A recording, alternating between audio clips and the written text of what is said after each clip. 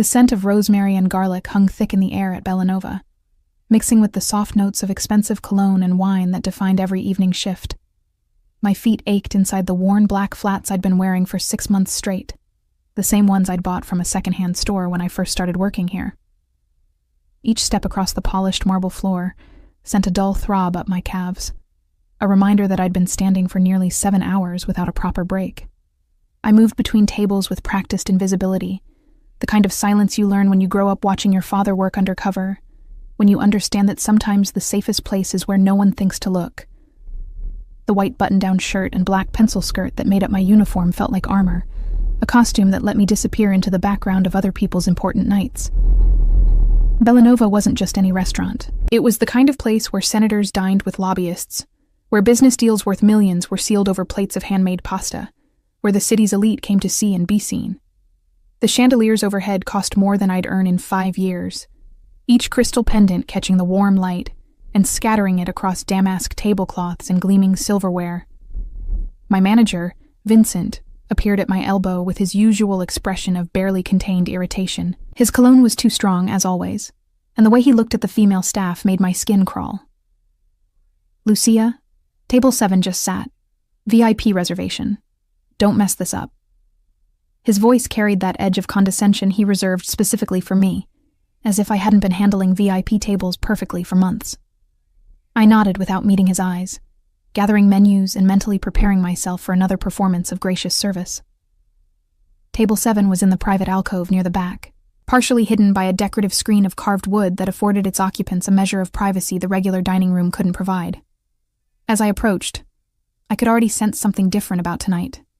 The air felt charged, the way it does before a thunderstorm, heavy with anticipation that makes the hair on your arms stand up. My father used to call it cop instinct, that sixth sense that tells you when something is about to go wrong. I'd inherited it from him, along with his green eyes and his inability to ignore danger. The man at table 7 looked up as I arrived, and for a moment, the practiced greeting died on my lips. Raphael Balori. I'd seen his photo in newspapers, always in the society pages rather than the crime section, though everyone knew what those carefully worded articles really meant. Owner of half the city's most exclusive properties, philanthropist, businessman. Euphemisms for a man who controlled an empire built in shadows. He was younger than I expected, perhaps 35, with dark hair swept back from a face that could have been carved from marble. Sharp jawline, high cheekbones, and eyes the color of espresso that seemed to catalog everything they touched. His suit was charcoal gray, perfectly tailored to broad shoulders, and a platinum watch caught the light as he reached for his water glass. Everything about him radiated controlled power, the kind that doesn't need to announce itself. "Good evening, Mr. Balori," I said, keeping my voice professionally neutral. "Welcome to Bellanova. May I start you with something from our wine list?" He studied me for a moment longer than necessary, and I fought the urge to fidget under that intense gaze. "The 2015 Barolo," he said finally, his voice carrying just a trace of an Italian accent that softened certain consonants. "And I'll need a few minutes with the menu."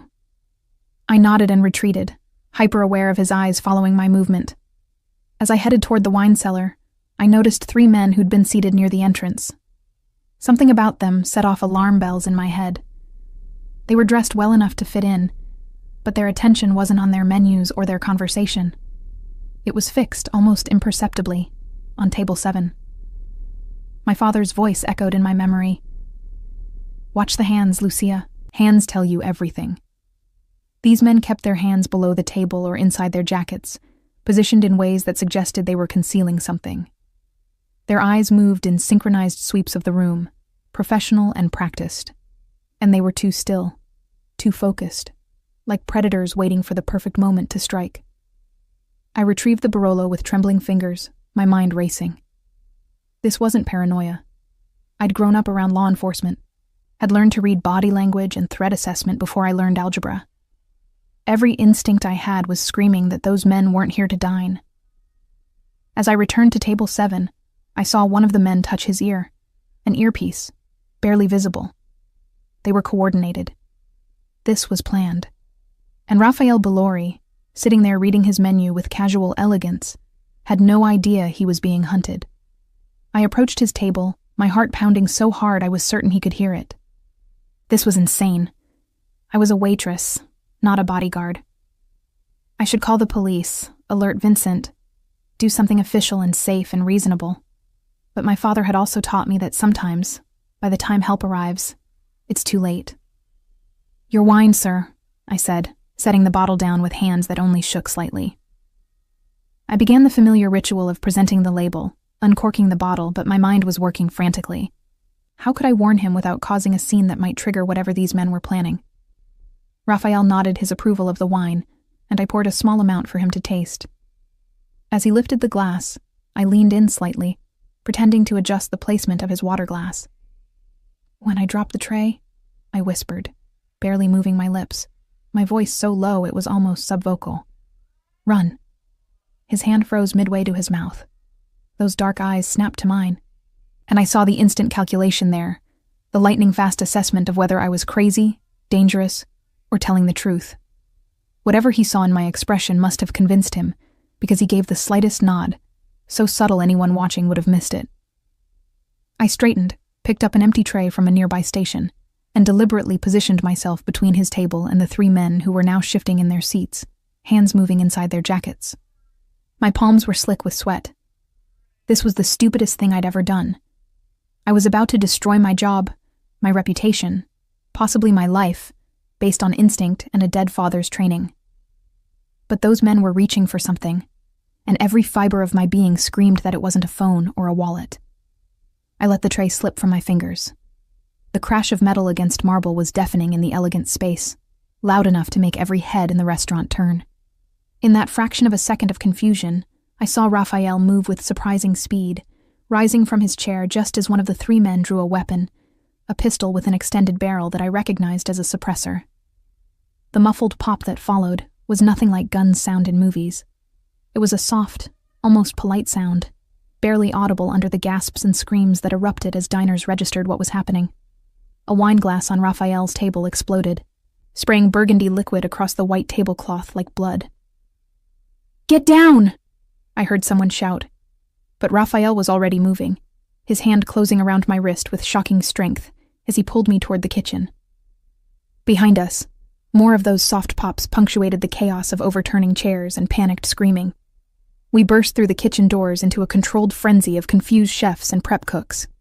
Raphael didn't pause, dragging me through the maze of stainless steel counters and past startled staff members who pressed themselves against walls to let us pass. "Service exit," I gasped, finding my voice. "Through the storage room, back left." He changed direction without question, trusting my knowledge of the building's layout. We shoved through the storage room door, past shelves of dry goods and industrial containers, until we reached the heavy metal door that opened onto the alley behind Bellanova.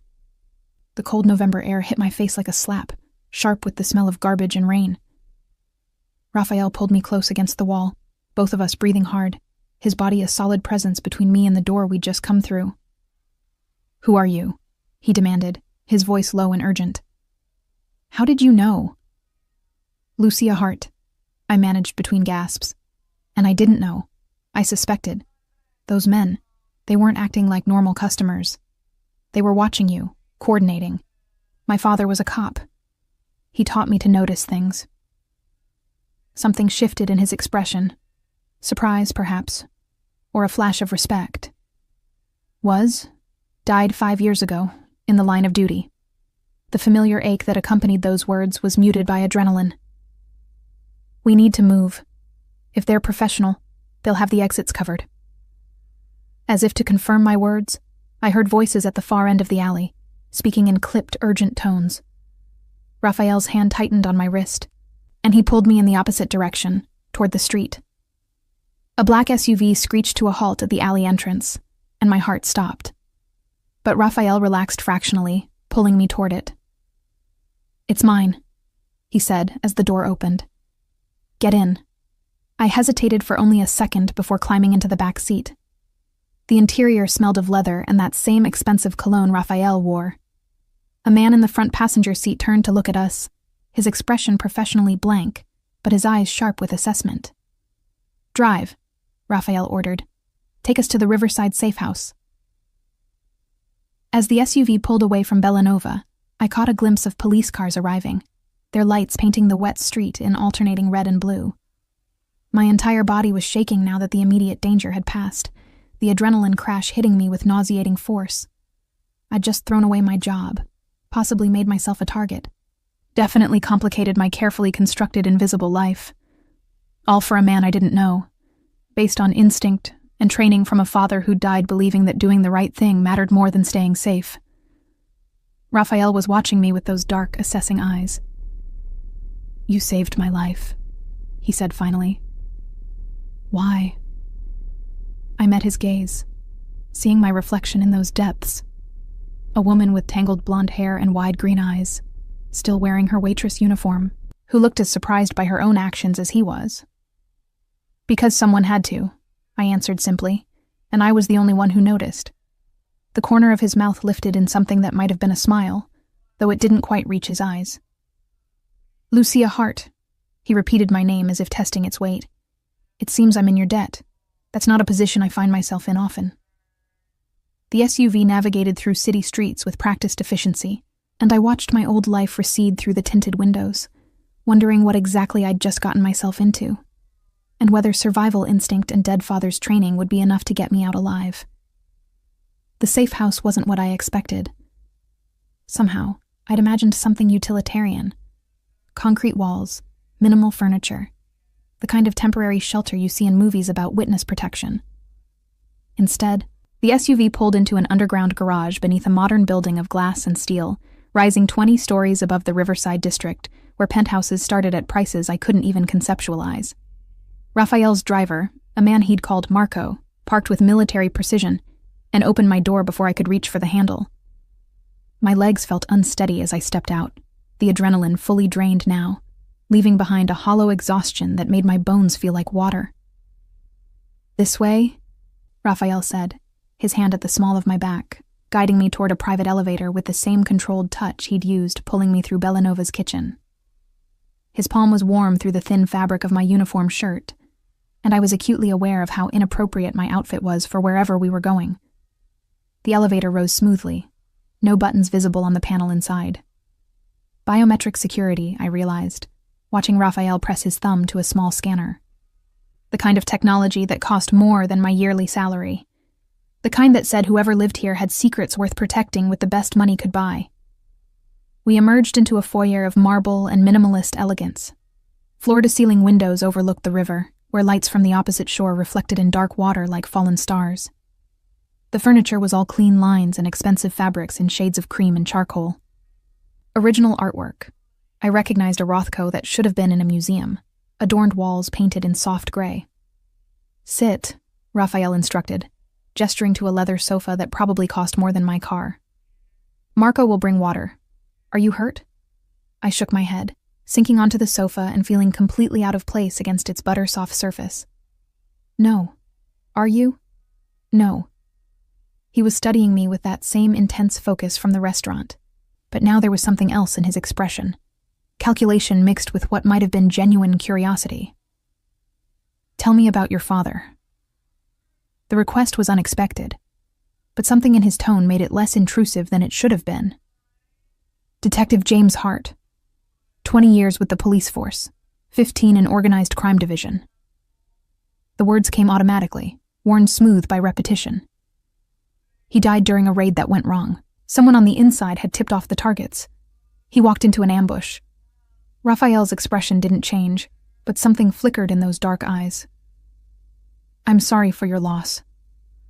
It was 5 years ago."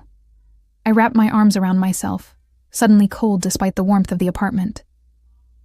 "After he died, my mother couldn't handle staying in the city. Too many memories. She moved to Arizona, remarried. I stayed. Couldn't leave the place where he'd lived and died. Felt like abandoning him somehow." Marco returned with water in a crystal glass that felt almost weightless in my hand. I drank gratefully, the cold liquid grounding me back in my body in this surreal moment. "The men at the restaurant," I said, setting the glass down on a coaster that appeared as if by magic in Marco's hand.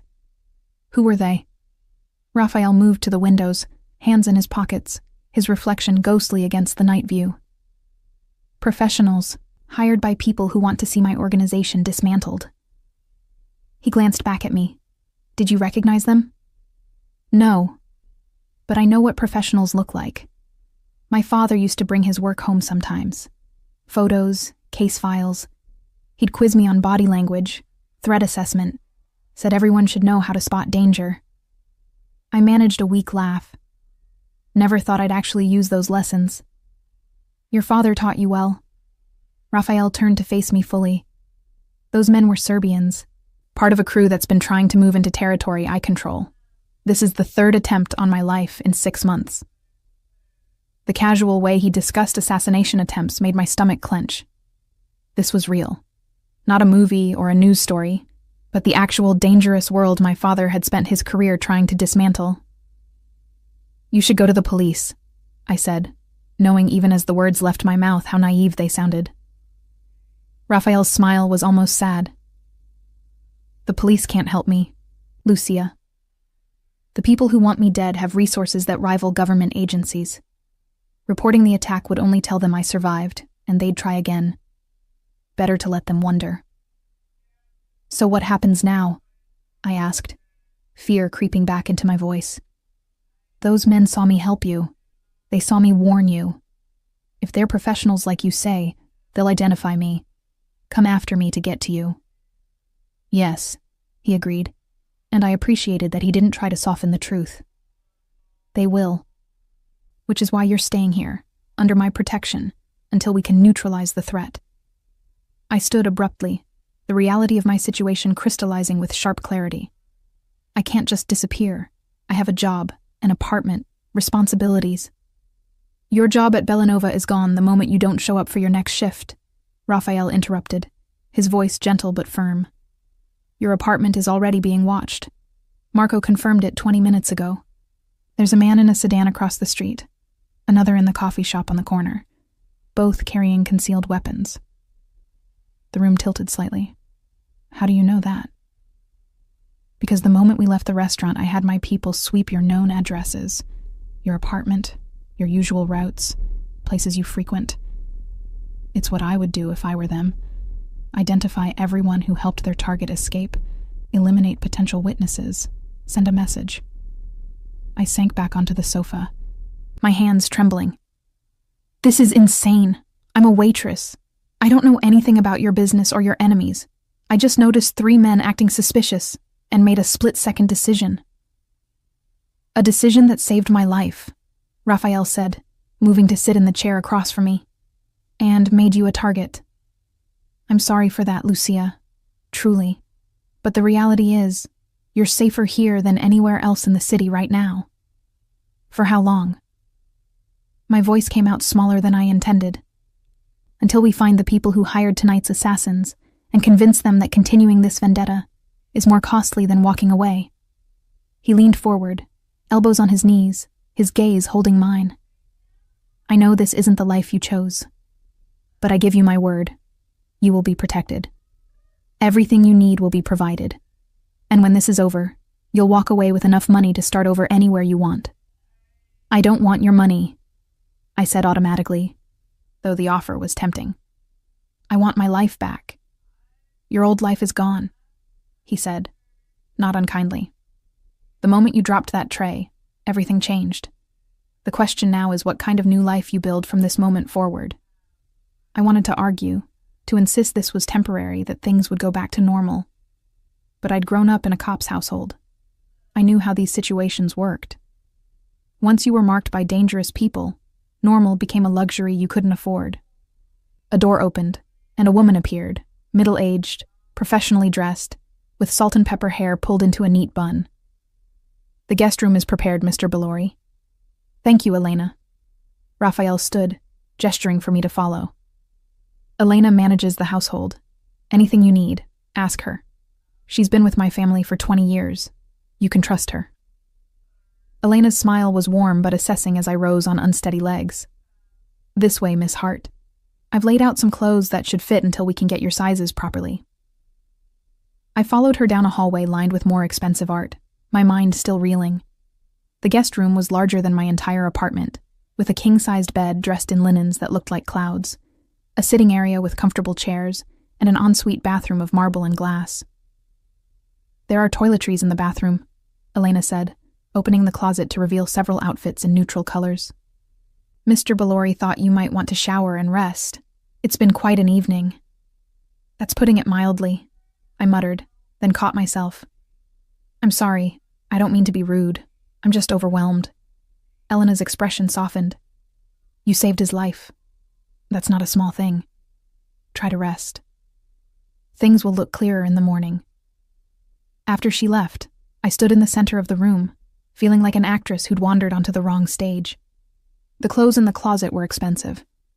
I could tell by the weight of the fabric, the quality of the stitching. Cashmere sweaters, silk blouses, designer jeans in exactly my size. How had they known? The shower was almost obscenely luxurious, with water pressure that felt like a massage, and heated floors that kept my bare feet warm. I stood under the spray for a long time, watching my waitress persona wash away down the drain, revealing someone I didn't quite recognize underneath. When I finally emerged, wrapped in a towel softer than any I'd ever owned, I found Elena had left a tray with tea and small sandwiches. I hadn't realized I was hungry until I saw the food, and I ate mechanically while my mind tried to process the last few hours. My phone sat on the bedside table where I'd left it. 15 missed calls from Vincent, 3 from my roommate Sarah, and dozens of texts asking where I was, if I was okay, what the hell had happened at the restaurant. I started to reply, then remembered Raphael's words about my apartment being watched. A soft knock interrupted my spiraling thoughts. I pulled on the silk robe Elena had left and opened the door to find Raphael, now dressed in casual slacks and a black sweater that made him look somehow more dangerous than the expensive suit had. "Can't sleep either?"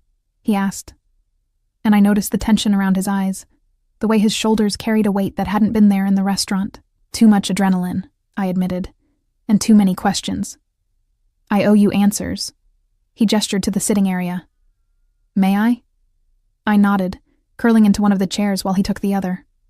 The city lights painted his face in shadows and illumination, making him look both younger and infinitely older.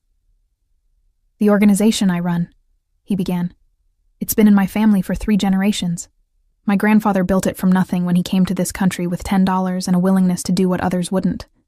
Protection, importing, construction, all legitimate businesses that required certain unofficial arrangements to succeed." "You're telling me you're Mafia," I said flatly. "I'm telling you I'm a businessman who operates in the gray areas between legal and illegal. Most of what I do is entirely legitimate. Some of it exists in spaces the law hasn't quite caught up to yet. And yes, some of it crosses lines that society has decided are important. My father spent his career putting people like you in prison," I said, surprising myself with the lack of venom in my voice. I should have been disgusted, outraged. Instead, I felt only a strange, detached curiosity. "And I respect that," Raphael said. "The world needs people like your father, drawing lines and defending them. But it also needs people like me, operating in the spaces those lines don't reach. The gray areas where laws are unjust or inadequate, where people need protection the system can't or won't provide. That's a convenient rationalization. It's the truth as I see it." He didn't look away from my skeptical gaze. "I won't pretend to be something I'm not, Lucia. I've done things that would horrify you, hurt people, made decisions that keep me awake at night. But I've also protected hundreds of families, kept neighborhoods safe, provided opportunities where none existed. And the people trying to kill you? What line did you draw that they're trying to erase?" His expression darkened. "They want what I have. Territory, influence, profit streams. This city has been stable for 10 years under my family's control. These Serbian groups, they see opportunity in disruption. They think if they can eliminate me, everything I've built will fracture and they can claim the pieces. So this is about money. It's always about money, power, or revenge, usually all 3. He stood, moving to the window with that same restless energy I'd noticed earlier. "My father died protecting this organization. My uncle before him. I've been running things for 5 years, and every day someone wants to test whether I'm as strong as they were." I studied his reflection in the glass, seeing past the expensive clothes and cultivated power to something more human underneath. Are you? I don't know, he admitted, surprising me with the vulnerability in his voice. Some days I think I am. Other days, like tonight, I realize how fragile it all is, how one professional with a clear shot could end everything I've built. But they didn't, I said softly, because a waitress with cop training dropped a tray at the right moment. He turned, and his smile was genuine this time, reaching his eyes and transforming his face. Because a remarkably observant woman with more courage than sense decided a stranger's life was worth risking her own for. The warmth in his voice made something flutter in my chest, and I looked away, uncomfortable with the sudden intimacy of the moment. I should try to sleep. It's been an impossible night. It has. He moved toward the door, then paused. Lucia? Thank you. I know you didn't ask for any of this, but I'm grateful you were there tonight. And I promise you, you will be safe here, whatever it takes. After he left, I lay in the impossibly comfortable bed, staring at the ceiling and trying to reconcile the dangerous man from the news stories with the one who'd just shown me a glimpse of his humanity. My father had taught me to see criminals as enemies, as people to be stopped and brought to justice. But Raphael didn't fit that simple narrative. He was complicated, layered, both dangerous and protective in ways that confused my inherited moral compass. As I finally drifted toward sleep, my last coherent thought was that I'd crossed some invisible line tonight. Not just by saving Raphael's life, but by beginning to see him as something more than the villain in my father's war. And I had no idea if that made me brave, foolish, or something else entirely. Morning arrived with soft golden light filtering through curtains I didn't remember closing. For a disorienting moment, I couldn't place where I was. The bed too comfortable, the room too quiet, the air carrying a faint scent of coffee, and something baking that didn't match my tiny apartment's permanent smell of old carpet and neighbors cooking. Then reality crashed back. The restaurant, the assassins, Raphael Balori, and his dangerous world that I'd stumbled into like Alice down a very different kind of rabbit hole. I found clothes laid out on the chair, designer jeans that fit perfectly, a soft gray sweater in cashmere, and undergarments still in their packaging. The precision with which my sizes had been determined was both impressive and unsettling. How long had Raphael's people been watching me to know these details? The thought should have terrified me. Instead, it sparked something else. A realization that I'd been invisible for so long, deliberately making myself small and unnoticeable. That being truly seen, even in this dangerous context, felt almost like relief. I dressed quickly and followed the smell of coffee to a kitchen that belonged in a design magazine. Elena was there, moving with practiced efficiency between a professional-grade espresso machine and what appeared to be fresh pastries cooling on a marble counter. Good morning, Miss Hart. I hope you slept well. Better than I expected, I admitted, accepting the cappuccino she offered.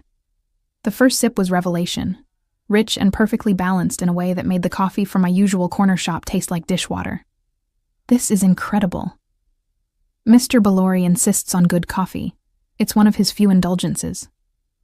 Elena set a plate of pastries before me. He's in his office but asked me to tell you he'd like to speak with you when you're ready. No rush. I ate slowly, savoring food that tasted like it had been made with actual care, rather than microwaved in a commercial kitchen. Through the kitchen windows, I could see the river below, morning sun turning its surface to hammered gold.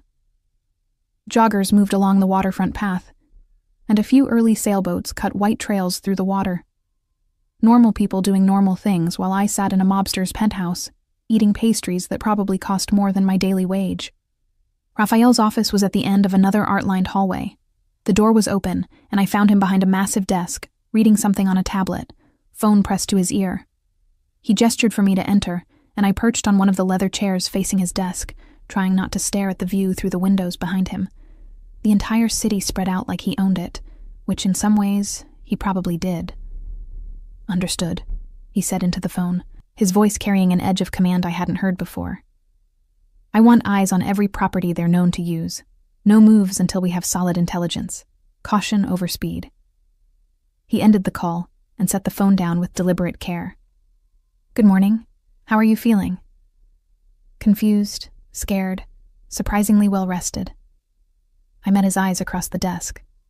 "Your turn. How bad is this?" His appreciation for my directness showed in the slight smile. "The men from last night were professionals," as I said. "We've identified 2 of them from security footage, Serbian nationals with extensive criminal records in Eastern Europe. The third is still unknown, but his method suggests military training." "They're not going to just give up," I said, stating the obvious.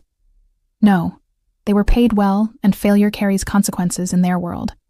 They'll regroup and try again, probably targeting both of us now." He stood, moving to a credenza where a coffee service waited. "More coffee?" I nodded, watching as he poured with the same controlled grace he applied to everything. "What's your plan?" "Information gathering first. We need to know who hired them, who's funding the operation, what their timeline looks like. Then we dismantle the threat at its source." He handed me a fresh cup. "In the meantime, you stay here where I can guarantee your safety." "For how long?" "As long as necessary." He returned to his desk, but instead of sitting, he leaned against its edge, closer to my chair. "I know this isn't what you want to hear, but there's no timeline I can give you. These situations resolve when they resolve."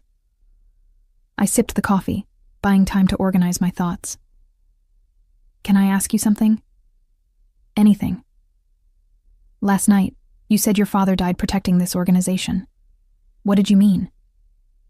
Something shifted in his expression. Pain, quickly masked, but not quite fast enough. "My father, Dominic Balori, ran the family business for 25 years. He was strong, smart, absolutely ruthless when necessary. But he was also fair. He believed in loyalty, in protecting the people under his umbrella. 5 years ago, a rival organization decided to test his strength. They started small, stealing shipments, intimidating his allies, making moves to undermine his authority. Raphael moved to the window, his back to me, and I could see the tension in his shoulders. My father could have responded with overwhelming force, could have started a war that would have left bodies in the streets. Instead, he tried negotiation, tried to find a peaceful solution that wouldn't endanger innocent people. What happened? They saw his restraint as weakness, arranged a meeting under the pretense of peace talks, and ambushed him. His voice remained steady, but I could hear the grief underneath. 11 bullets. He survived long enough to tell me to be smarter than him, to never mistake mercy for weakness, to never let people see compassion as something they could exploit. "I'm sorry," I said, meaning it. "That's a terrible burden to carry." He turned back to face me, and there was something raw in his eyes. The worst part is, I don't know if he was right. Should I have learned to be harder, more ruthless? Or should I honor his belief that there's a better way to do this, even if it got him killed? The vulnerability in the question surprised me. This wasn't the untouchable mob boss from the newspapers. This was a man still trying to figure out how to fill shoes that didn't quite fit. "My father believed in the law," I said slowly, working through my thoughts as I spoke. Believed that systems and rules were what separated civilization from chaos. And that belief got him killed too, when he trusted that the system would protect him from corruption within its own ranks. Raphael moved back to his chair, settling into it with visible exhaustion. "So what's the lesson? That believing in anything gets you killed?" "Maybe," I admitted. "Or maybe that the world is more complicated than either of our fathers understood. That there's space between lawful good and criminal evil, where most people actually live. Gray areas." "The gray areas I mentioned last night?" "Yes. Though I'm still not sure I agree with your interpretation of them." I set down my coffee cup. "Can I ask you something else? Something more current?" "Of course. How much danger am I actually in? Give it to me straight. No protective hedging." He studied me for a long moment, as if deciding how much truth I could handle. "Significant danger. The people who hired last night's team have resources. If they've identified you as someone who helped me, they'll consider you either a witness to eliminate or leverage to use against me. Probably both." And you can protect me from that? Yes. No hesitation, absolute certainty. This building has security that rivals government facilities. My people are the best at what they do. As long as you're here, you're safe. But I can't stay here forever. No. Which is why we need to resolve this quickly. He pulled up something on his tablet, then turned it to show me. Security footage from last night, showing the 3 men entering Bellanova, their movements synchronized and purposeful. One of my people has a contact in Serbian intelligence. We're working to identify the 3rd man and trace their funding back to whoever hired them. I watched the footage, seeing myself in the background of one frame, moving between tables with my tray. I looked so normal, so unaware of what was about to happen. How long does intelligence gathering usually take? Days to weeks, depending on how well they've covered their tracks. He paused. I know that's not the answer you want, but I won't lie to you about timelines or danger. I appreciate that. I stood, moving to the window to look out at the city. This is my father's old precinct down there, the waterfront district. He used to walk those streets every day, trying to make them safer. And now I'm hiding in a penthouse above them, under the protection of someone he would have considered the enemy. Does that bother you? Raphael's voice was closer than I expected. He'd moved to stand beside me at the window, close enough that I could smell his cologne, something subtle with notes of cedar and spice. It should, I said honestly. But mostly I just feel lost, like I don't know who I am anymore. The daughter of a cop who would hate what I'm doing? A woman who made a split-second decision to save a life? Someone who's starting to see that the world isn't as black and white as I was raised to believe? You're all of those things, he said softly. People are complex. We contain multitudes, contradictions. The fact that you're struggling with this means you're thoughtful, not that you're wrong. I turned to face him, struck again by the disparity between his reputation and the man standing before me. Who are you, really? Not the newspaper version or the dangerous boss, the actual person. Raphael Antonio Balori, son of Dominic and Isabella, brother to Maria, who died when she was 16, graduate of Columbia Business School, though my education came more from the streets than the classroom. Collector of art I don't entirely understand, but find beautiful anyway. Terrible at relationships because I trust too easily or not at all. And lately, very tired of the life I inherited, but don't know how to change. The honesty in his answer deserved honesty in return. Lucia Marie Hart, daughter of James and Catherine, who divorced when I was 12 over whether his job was more important than his family. No siblings. Associate's degree in hospitality management that I've done nothing with because I'm better at hiding than achieving. Reader of mystery novels I'll never solve as cleverly as the detectives. And lately, questioning everything I thought I knew about right and wrong. We're quite a pair, he said, and there was something in his smile that made my heart skip. The cop's daughter and the mobster, both trying to figure out how to honor our fathers while becoming ourselves. The moment stretched between us, charged with something I didn't want to examine too closely. This was dangerous territory, not the physical danger of assassins and Serbian hitmen, but the emotional danger of connecting with someone I shouldn't, seeing humanity where I was supposed to see only threat.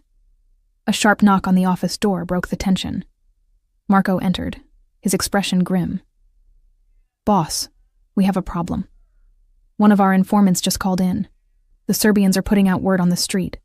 They're offering $50,000 for information on the woman who helped you escape. My blood ran cold.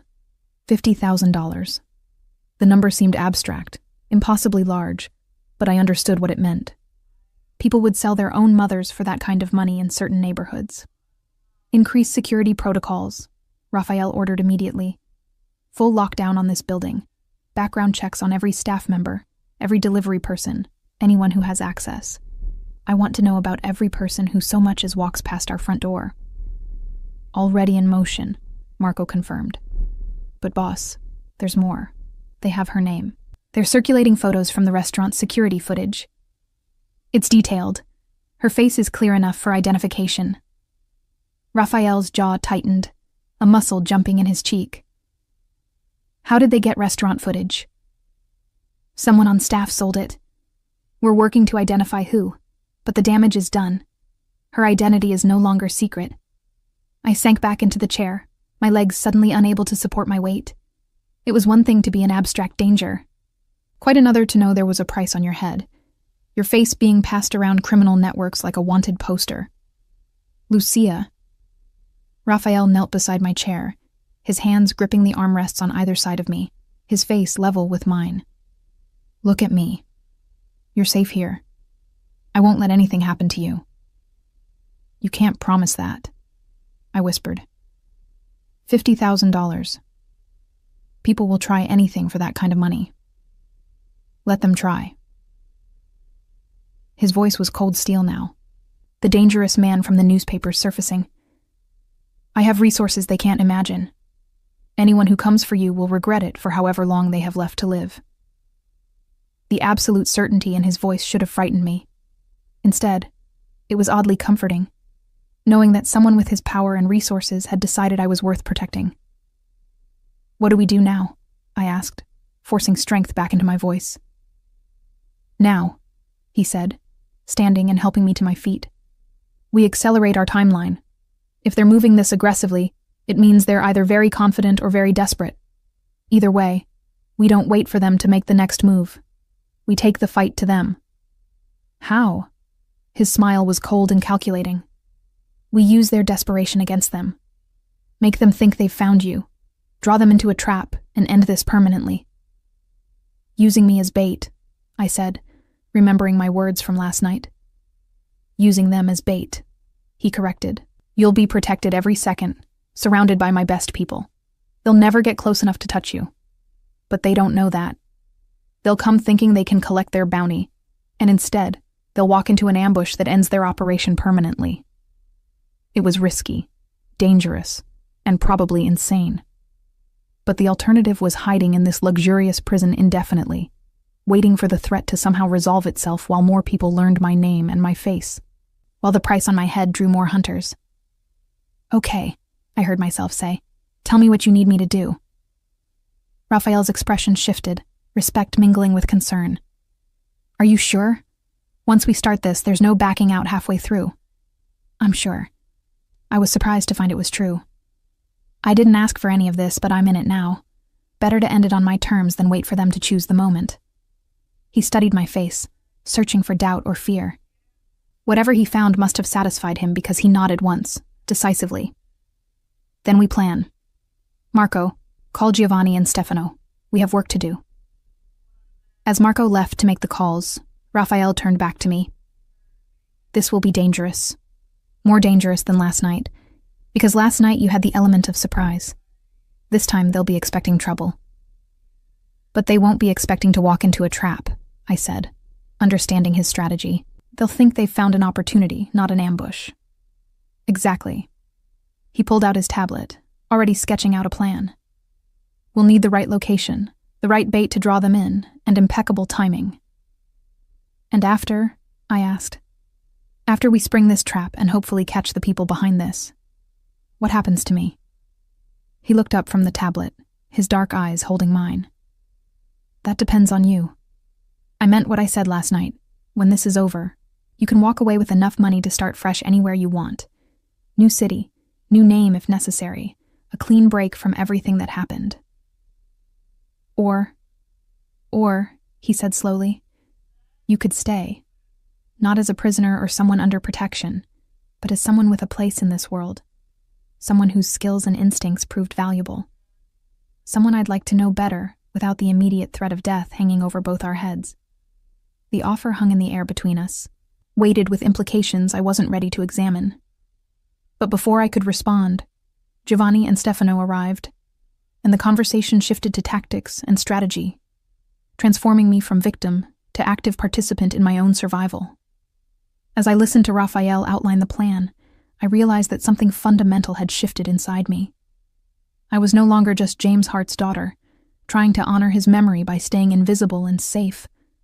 I was becoming someone new, someone who dropped trays and sprung traps, who saw danger coming and ran toward it instead of away.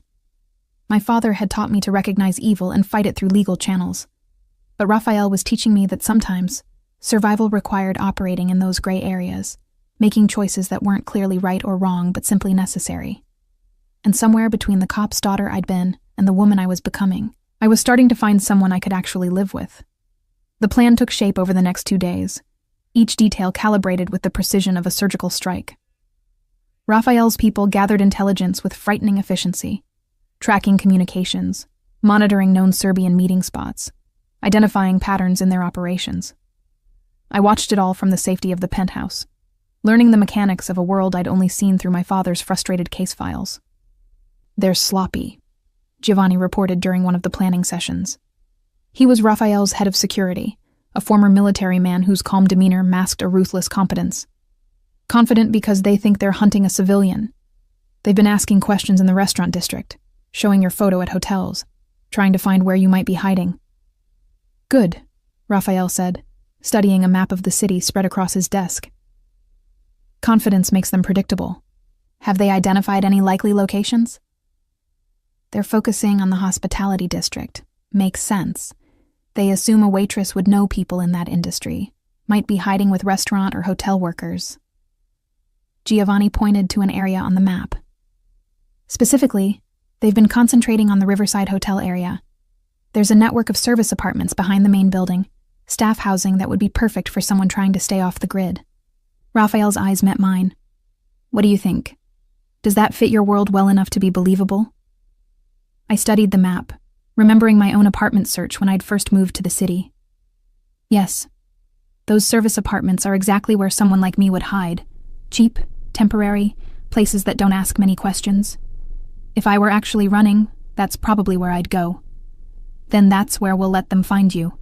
He traced a route with his finger. "We'll stage it carefully.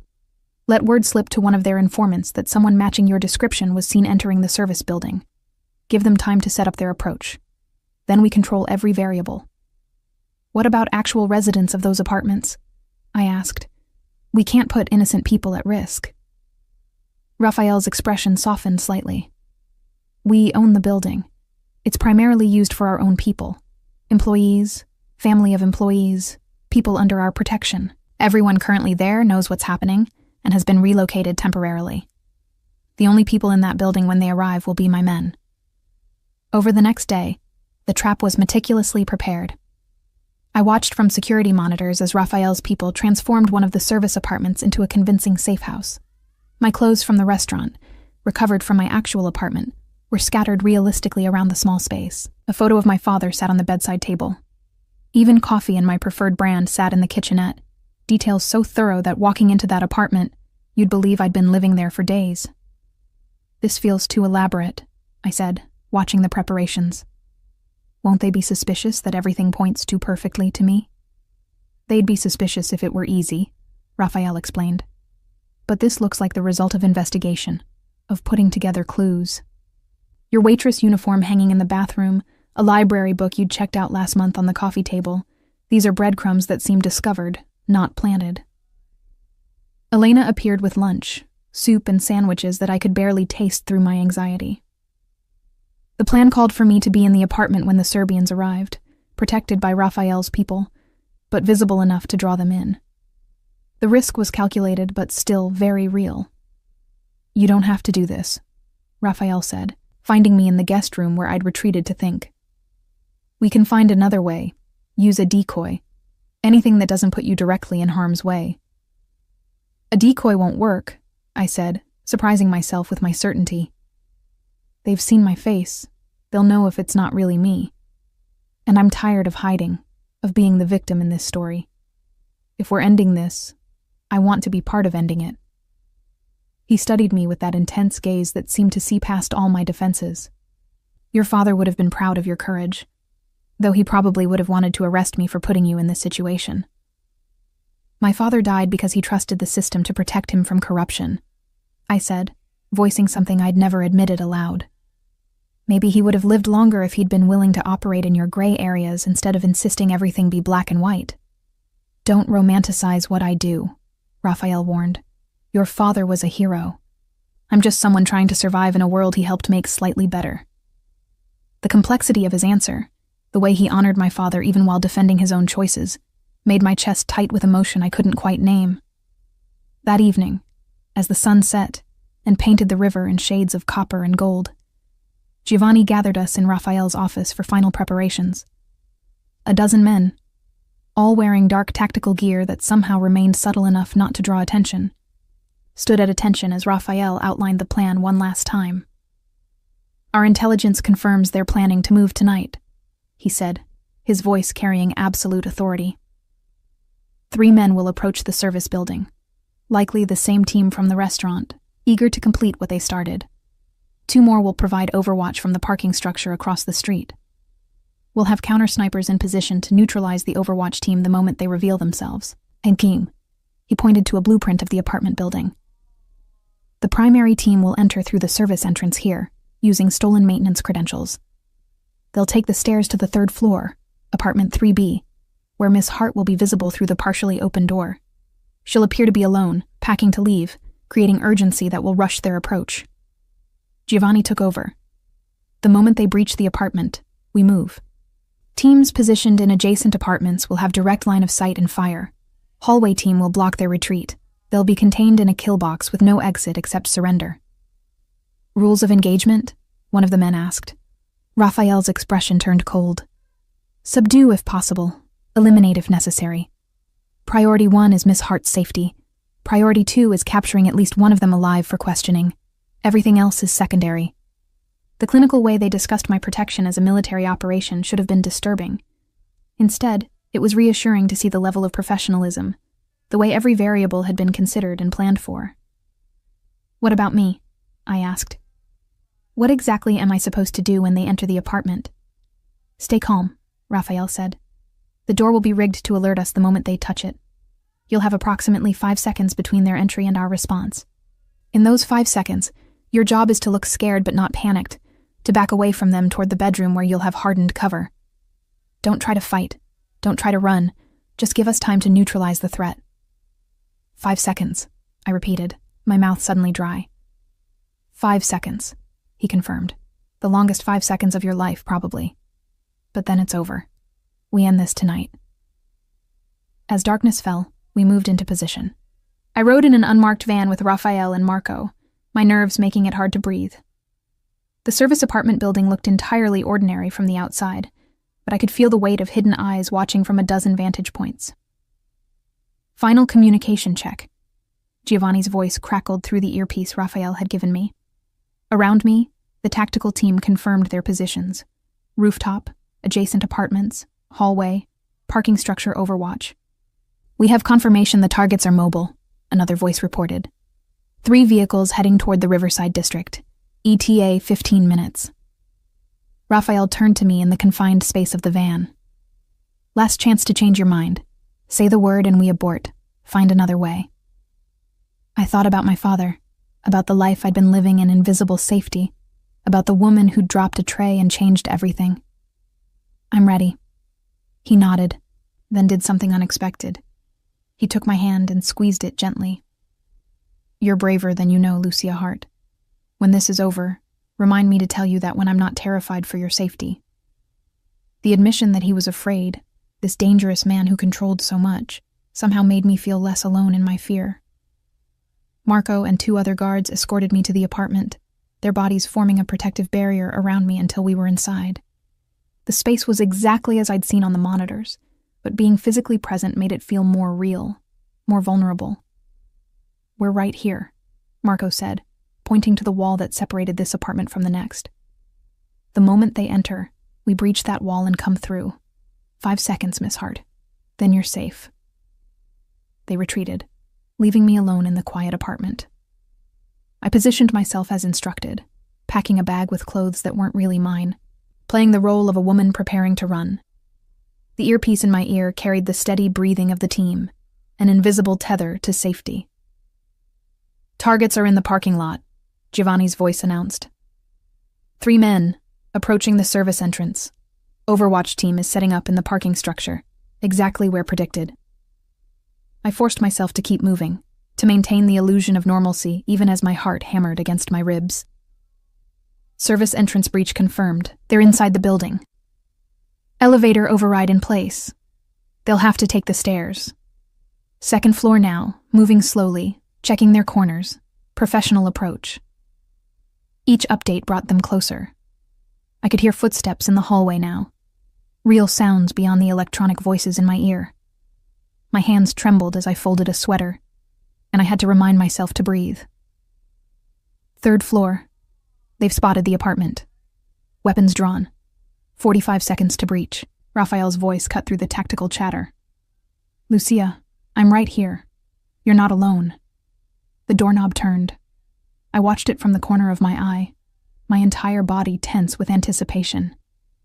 The door swung open slowly, revealing 3 men in dark clothing, faces partially obscured by hats and turned-up collars.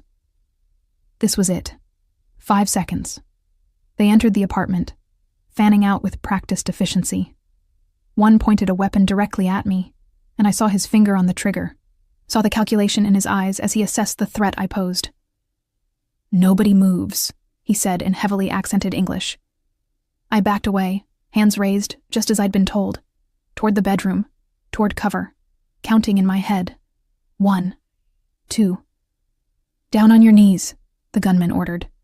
3, 4. The wall behind me exploded inward, literally exploded, a precise-shaped charge blowing a person-sized hole through the drywall.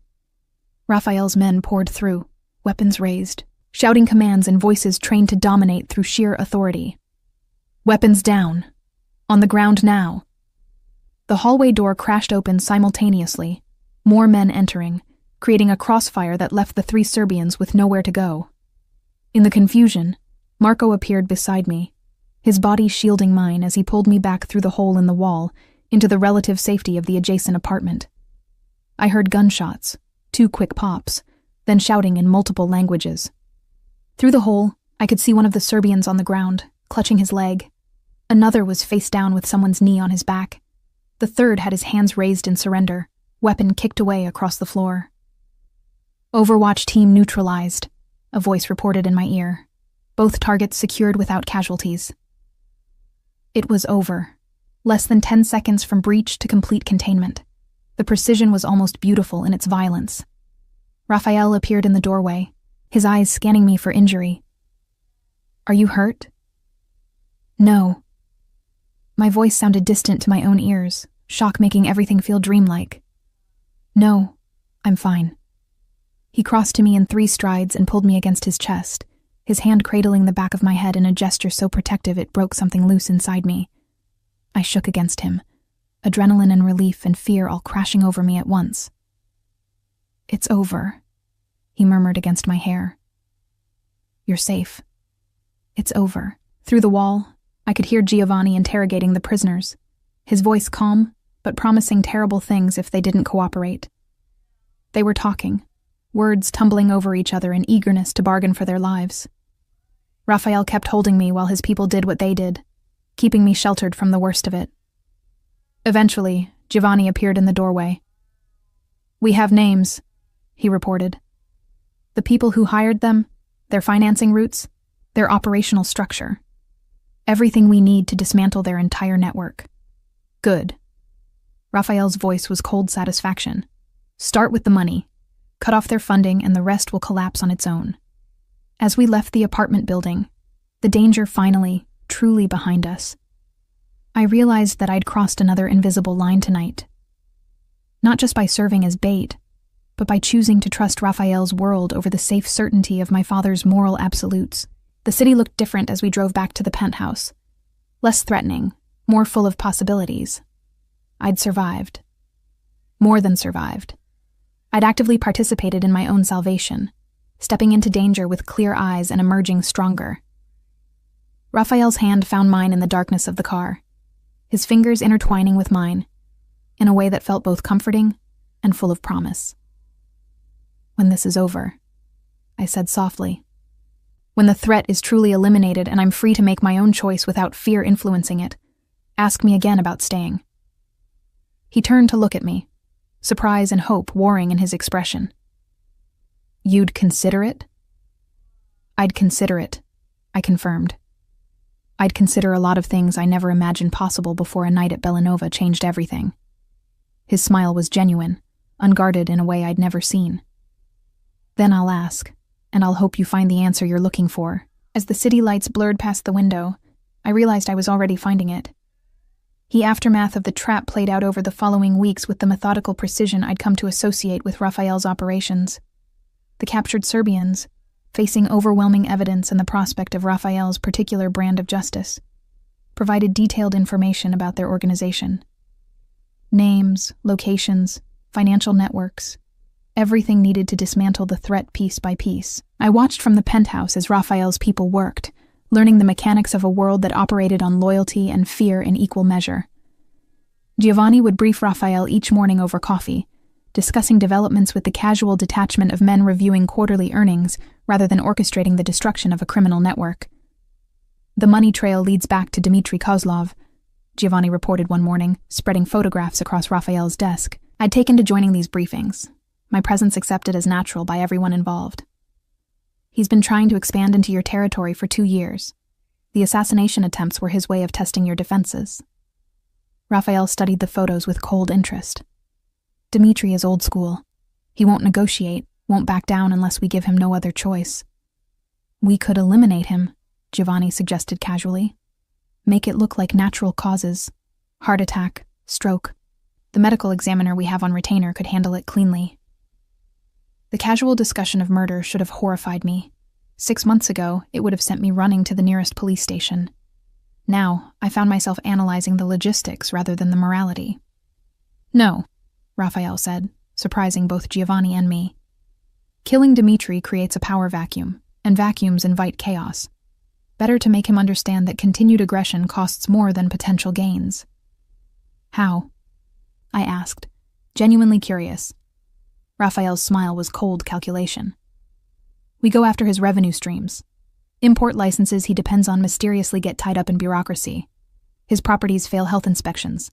His business partners receive better offers elsewhere. We make cooperation more profitable than conflict." "Economic warfare instead of actual warfare," I said, understanding. "Cleaner, harder to trace, and no bodies to explain." "Exactly." Raphael looked at me with something like approval. "Your father would have called it corruption. I call it pragmatism." Over the following days, I watched Raphael's strategy unfold with elegant efficiency. Dmitry's shipping company found its permits under review. His restaurants faced unexpected visits from health inspectors who found violations that required expensive remediation. His political allies suddenly became unavailable, their phone calls unreturned. "He's asking for a meeting," Giovanni reported after 2 weeks. "Wants to discuss terms." Raphael nodded. "Set it up. Neutral ground, appropriate security protocols. And Giovanni? Make it clear that Miss Hart's safety is part of the terms. Anyone who threatens her, now or in the future, becomes my personal enemy." The meeting took place in a private room at one of the city's oldest restaurants, the kind of place where men had been settling disputes over white tablecloths and expensive wine since before Prohibition. I attended at Raphael's insistence, my presence a statement that I was under his protection, and anyone who forgot that did so at their peril. Dmitry Kozlov was in his 60s, heavyset, with the weathered face of someone who'd spent decades fighting his way to power. His eyes when they found me were calculating, assessing my value in this equation. "So this is the waitress who caused all this trouble," he said, his Russian accent thicker than his hired men had been. "You must be very special, Miss Hart, for Raphael to go to such lengths." "She is," Raphael replied before I could speak, his tone brooking no argument. "And she remains off limits. That's non-negotiable." Dmitry studied us both with undisguised interest. "I see. This is personal then, not business." "It's both," I said, surprising myself by speaking up. "Raphael protected me because I saved his life. But I choose to stay because I see the difference between your approach and his. You hire men to shoot people in restaurants. He finds ways to resolve conflict that don't endanger innocents." Dmitry laughed, though there was little humor in it. "Spoken like someone new to this world. Give it time, Miss Hart. You'll learn we're all the same underneath." "I disagree," Raphael said quietly. "And I'm offering you the chance to prove I'm right. We can continue this war, destroy each other's operations until there's nothing left but rubble and bodies. Or we can establish boundaries, agree to stay in our respective territories, and both profit without the cost of constant conflict." The negotiation that followed was conducted in that same quiet, almost cordial tone. Two powerful men dividing a city between them like generals drawing borders on a map. I listened and learned, understanding that this was how Raphael's world actually functioned, not through constant violence, but through calculated agreements backed by the threat of overwhelming force if those agreements were broken. "The girl remains untouchable," Raphael stated as one of his conditions. "Not just by you, but by anyone in your network. She's under my protection permanently. Harm to her means war." Dimitri nodded slowly. "Agreed. Though I hope she appreciates the privilege of such protection." "I do," I said, meeting his gaze directly. "I also appreciate that Raphael is giving you the chance to walk away from this with your life and your operations intact. That's more mercy than you showed him when you sent men to murder him over dinner." For a moment, tension crackled through the room. Then Dimitri laughed, genuine amusement this time. "She has fire, this one. Be careful, Raphael. Women with courage are more dangerous than enemies." "I'm counting on it," Raphael replied, his hand finding mine under the table. The meeting ended with an agreement in principle, details to be finalized by their respective lawyers. As we left the restaurant, Raphael pulled me aside. "That was incredibly risky," he said, though his tone held admiration rather than rebuke. "Dimitri doesn't respond well to being challenged, especially by women." "I know," I admitted. "But I needed him to understand that I'm not just some random civilian who stumbled into your protection. I chose this. I choose you." Something shifted in Raphael's expression. Heat and hunger, and something deeper that made my breath catch. We were standing in a hallway between the private dining room and the main restaurant, momentarily alone in a space that smelled of old wood and expensive wine. "Lucia," he said. My name both a question and a prayer. I answered by closing the distance between us, going up on my toes to press my lips to his. He responded immediately, one hand cupping the back of my head, the other pulling me against him as he deepened the kiss with an intensity that made my knees weak. This was different from the careful distance we'd maintained over the past weeks. This was acknowledgement of what had been building between us since that first night. Attraction, yes, but also respect, understanding, a recognition of souls that had found unexpected completion in each other. When we finally broke apart, both breathing hard, Raphael rested his forehead against mine. "I don't want to be something you choose because you're afraid or grateful, or because you feel you have no other options. You're not," I said firmly. "You're what I choose because I see who you really are. Not the dangerous man from the newspapers, or the crime boss from my father's case files. The man who honors his father's memory by trying to be better than simple violence. The man who protected a stranger because it was the right thing to do. I'm not a good man, Lucia. Maybe not by my father's definition, but you're good in ways that matter to me. You're honest about what you are. You protect the people under your care. You choose the least violent path when you can. That's a kind of goodness, even if it exists in those gray areas." He pulled me close again, his arms around me feeling like the safest place I'd ever known. "When this is truly over, when Dimitri's agreement is finalized and there's no more immediate threat, I want to do this properly. Court you, take you to dinner, show you parts of my life that aren't about danger and negotiation." "I'd like that," I said, smiling against his shoulder. Though I have to admit, the danger and negotiation have been kind of exhilarating. His laugh was warm against my hair. That's the Stockholm Syndrome talking. Or maybe I'm just discovering I like operating in the gray areas more than I thought I would. Over the following weeks, I settled into my new reality with surprising ease. Raphael insisted I stay at the penthouse while Dimitri's people finalized their withdrawal from certain territories. But it no longer felt like protective custody. It felt like coming home. Elena taught me to appreciate the art Raphael collected, explaining the history and significance of pieces I'd initially dismissed as expensive decoration. Giovanni showed me the security systems that kept the building safe, trusting me enough to explain vulnerabilities and protocols usually kept from civilians. Marco, the driver who'd first brought me to the safe house, became something like a friend, sharing stories about Raphael that revealed the man behind the reputation. But it was time alone with Raphael that I treasured most. Quiet mornings over coffee, discussing everything from politics to philosophy. Evenings spent cooking together in the vast kitchen, teaching each other dishes from our different backgrounds. Late nights on the terrace, watching the city lights, and talking about futures that seemed impossible, but increasingly inevitable. "My father would hate this," I said one night, wrapped in Raphael's jacket against the autumn chill, his arm around my shoulders. "He spent his career fighting men like you. And yet he raised a daughter brave enough and smart enough to save one," Raphael replied. "That's legacy, Lucia. Not the war he fought, but the values he instilled that let you make your own choices about right and wrong. Do you think there's room in the world for both of us? His version of justice and yours?" "I think the world is bigger than either or," Raphael said thoughtfully. "Your father's approach, working within the system, pushing for change through legal means, that's vital.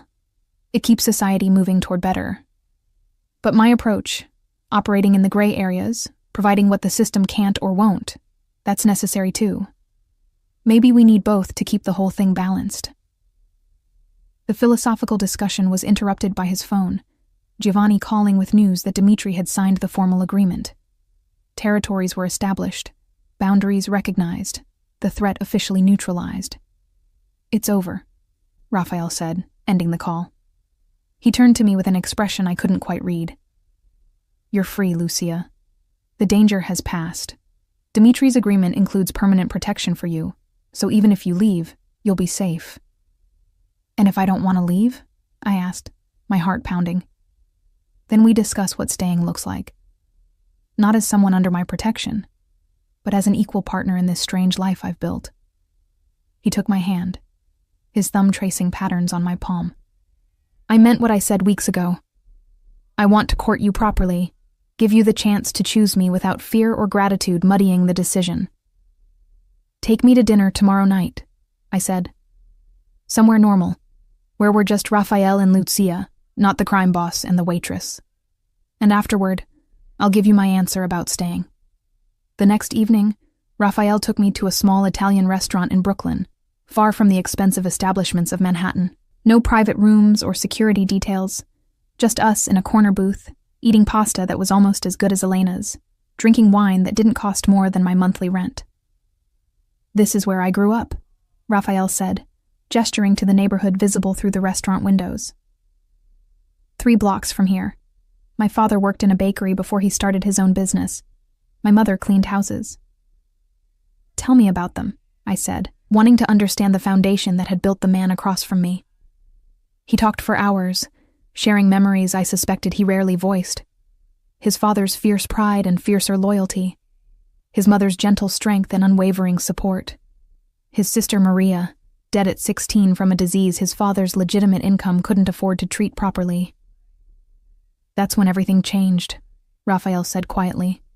"When my father realized that playing by society's rules meant watching your daughter die because you couldn't afford the treatment that might have saved her.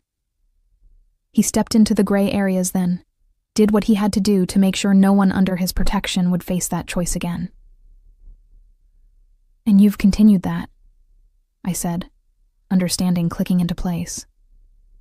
"That's why you built legitimate businesses, why you try to minimize violence, why you negotiate instead of just taking what you want by force. You're trying to honor your sister's memory by being better than the circumstances that killed her." "Is that so different from what you're doing?" he asked. "Trying to honor your father by being brave, by seeing nuance instead of absolutes, by choosing the hard path instead of the safe one." We were both products of loss and love, I realized. Both trying to live up to impossible standards set by people we'd loved and lost. Both finding our way towards something that honored their memory without being imprisoned by it. "I want to stay," I said, as we walked back to where Marco waited with the car. "Not because I'm afraid to leave, not because I'm grateful for protection. I want to stay, because I see a future here I never imagined possible. With you." Raphael stopped walking, turning to face me under a streetlight that painted his face in amber and shadow. "You're sure? This isn't an easy life, Lucia. There will always be threats, always be complications, always be choices between the right thing and the necessary thing." "I'm sure," I said, "because those same complications exist everywhere." At least here, I'll be facing them with someone who sees the world in the same complicated way I'm learning to see it. He kissed me then, slow and deep and full of promise. When we broke apart, both smiling, he pulled a small box from his jacket pocket. I was going to wait, he admitted. Give you more time, make it more romantic. But I've been carrying this for a week, hoping you'd choose to stay. Inside was a ring, elegant and understated, a single diamond on a platinum band. Not ostentatious, not a statement of wealth, but perfect in its simplicity. J.R. continue. It was my mother's, Raphael said as I stared at it. She gave it to me before she died, told me to save it for someone who saw past the surface to who I really am, someone brave enough to choose this life with clear eyes. It's perfect, I whispered, as he slipped it onto my finger. We married quietly a month later, in a small ceremony attended by Raphael's people, and no one from my old life. It should have felt like abandonment of everything I'd been. Instead, it felt like finally becoming who I was, always meant to be.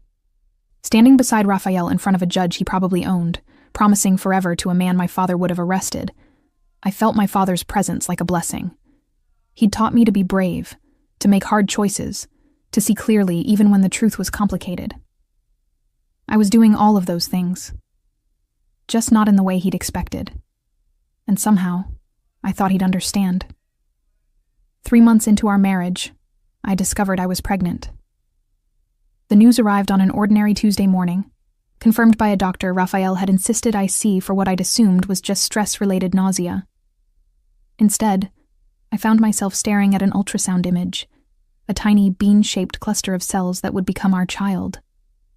Raphael was in a meeting when I returned to the penthouse, discussing something about shipping contracts with Giovanni, and several men whose names I'd learned not to ask about. I stood in the doorway of his office, the ultrasound photo clutched in my hand, trying to figure out how to interrupt. He looked up, saw my expression, and immediately ended the meeting. Out. All of you. Now. As the room cleared, he crossed to me with concern in his eyes. What's wrong? Are you hurt? I handed him the ultrasound. We're having a baby. The transformation in his expression was beautiful to watch. Shock giving way to wonder, wonder giving way to fierce joy. He pulled me into his arms, careful suddenly, as if I might break. Are you happy? He asked against my hair. Terrified, I admitted. And incredibly happy. Both at the same time. We stood like that for a long moment, both of us adjusting to this new reality. A child. Our child. Born into a world of gray areas and complicated choices, but also into love and protection and possibility. I want different for this baby, Raphael said finally, pulling back to look at me. Not the same path I walked, not the same certainties your father believed in. Something new, something better. Something honest, I agreed. We tell them the truth about what we do, what we are. We teach them to see nuance, but also to recognize their own moral boundaries. We give them the freedom to choose their own path, whatever that looks like. Over the following months, as my body changed and our child grew, I found my place in Raphael's world expanding in unexpected ways. I became involved in the legitimate businesses, my hospitality background finally useful, as I helped improve customer experiences at the restaurants and hotels he owned. I sat in on meetings, offering perspective that came from understanding both sides of the law. I became a bridge between Raphael's world and the legitimate one, using my past to help build a future. Elena fussed over me with maternal concern, ensuring I ate properly and rested enough. Giovanni assigned permanent security that made me feel simultaneously protected and conspicuous. Marco drove me to prenatal appointments, somehow managing to be intimidating and gentle at the same time. But it was Raphael's transformation that moved me most. The dangerous man who'd seemed carved from stone became almost tender, his hand constantly finding my growing belly. His voice soft when he spoke to our unborn child about the world they'd inherit.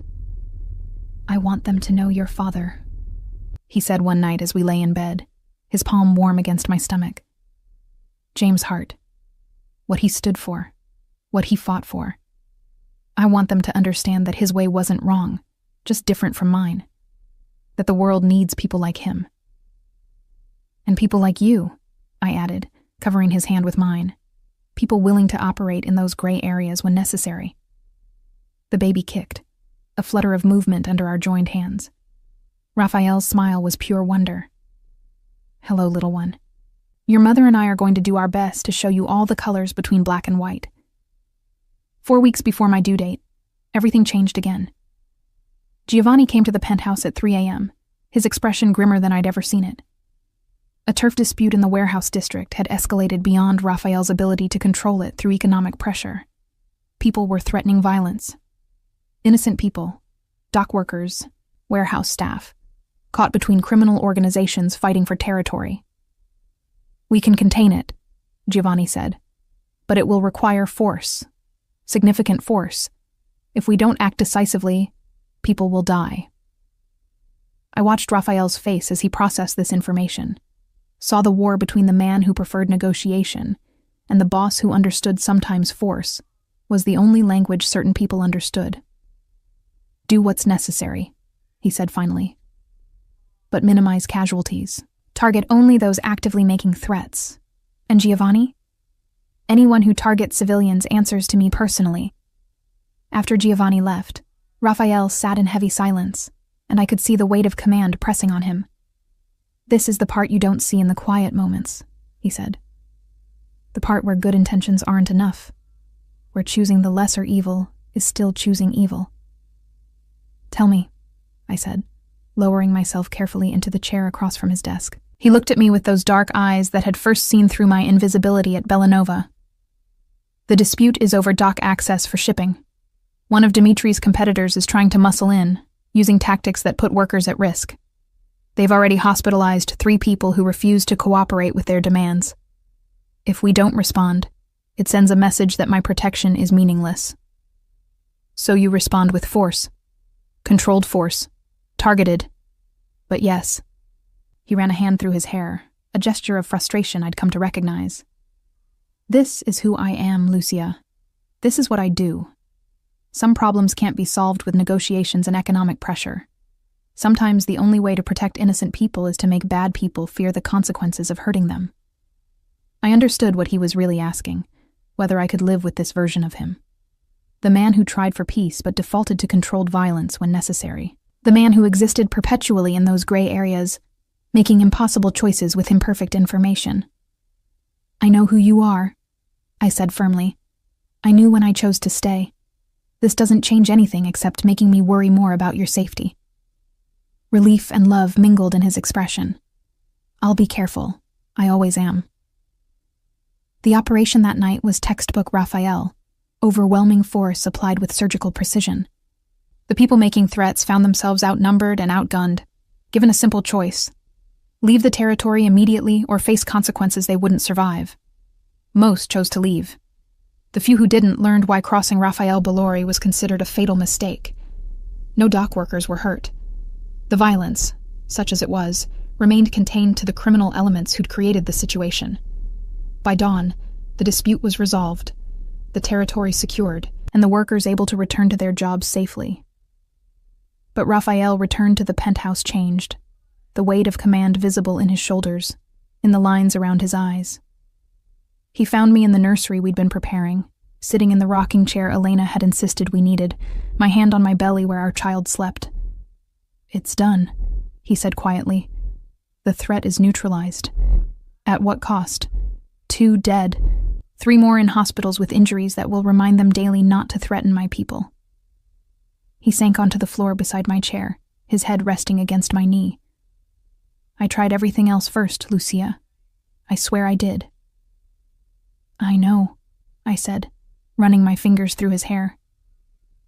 This is the world we live in. You did what you had to do to protect innocent people. My father would understand that, even if he couldn't approve the methods.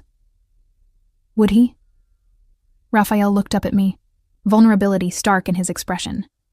Or would he see me as just another criminal justifying violence? I thought about my father, about his black and white morality and unwavering belief in the law. But I also thought about his core value, protecting innocence, stopping those who would do harm, making the world safer for people who couldn't protect themselves. He would see someone who prevented 3 more hospitalizations, I said finally. Someone who chose the option that saved the most lives. The methods would bother him, but the outcome? That he'd understand.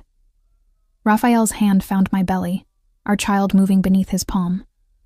I want better for them, for this little one. A world where these choices don't have to be made. Then we build that world, I said. One decision at a time. One choice to negotiate instead of fight. One agreement instead of a war. We use your position, your power, to make those gray areas a little lighter. It won't be perfect. It won't satisfy people on either extreme, but it will be progress. Over the following weeks, I watched Raphael implement changes I'd suggested. More investment in legitimate businesses, creating legal alternatives to illegal revenue streams. More support for community programs that address the root causes of crime. More partnerships with officials who believed in reform rather than just punishment. It was slow, incremental work. But it was work that mattered. When our daughter was born on a crisp spring morning, Raphael was there, holding my hand through every contraction, his dangerous reputation forgotten in the face of new life entering the world. Isabella Maria Balori, named for his mother and sister, arrived with a fierce cry that made us both laugh and cry simultaneously. "She's perfect," Raphael whispered, holding her with careful reverence. "Absolutely perfect."